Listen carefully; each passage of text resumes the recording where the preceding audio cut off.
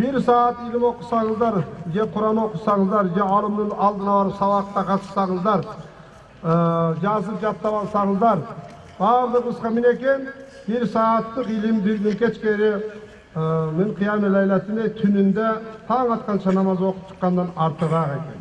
Улуу Рамазан айынын 30 күндүк орозосу аяктап 25-июнь күнү Талаш шаарынын Борбордук аянтында болгон айт намазга мусулмандар чогулуп айт намазын окушту. Айт намазга Кыргыз Республикасынын Талас облусундагы ыйгарым укуктуу өкүлчүлүгүнүн өкүлү Дайыр Кенекеев, Талаш шаарынын мэри Айдар Жапаров жана дин өкүлдөрү катышып сөз сүйлөштү. Бүгүнкү орозо намазыңыздар кабыл болсун, орозо туткандардын орозоңузду кабыл болсун, окуган таравих намаздар кабыл болсун, нафил намаздар кабыл болсун, жакшылыктардын үстүндө ар дайым жакшылыктын үстүндө жолугуп туралы орозо айтыңыздар менен урматтуу агайын туугандар.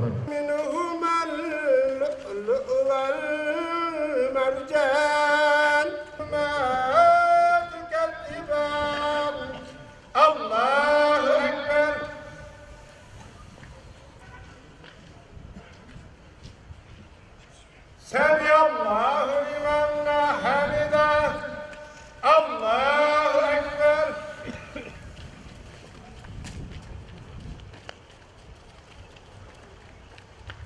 الله أكبر الله أكبر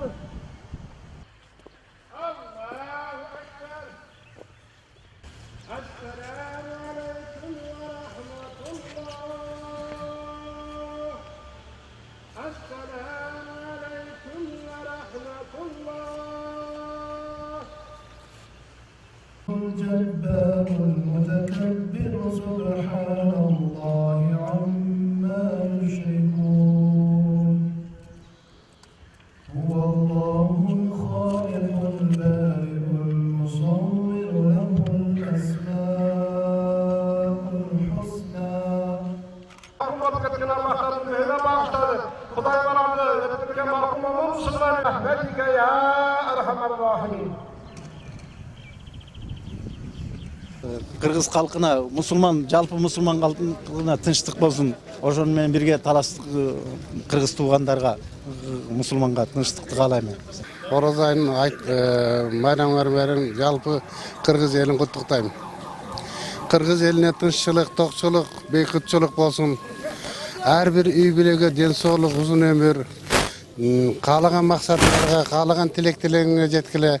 Ушинтип 30 күндүк орозонун кармап кыргыз эли өзүбүздүн урпактарыбызга үлп адат болуп, ар кандай жакшылык нерселерди балакарын өйрөчкөнү үйрөтүп, ден соолук болуп, узун өмүр болуп, жалпы кааларым кыргыз элине Талас өрөөнүндөгү, Талас районундагы Талас шаарында жашаган, Талас районунда жашаган элдерине тынччылык, токчулук, бейкутчулук каалайм.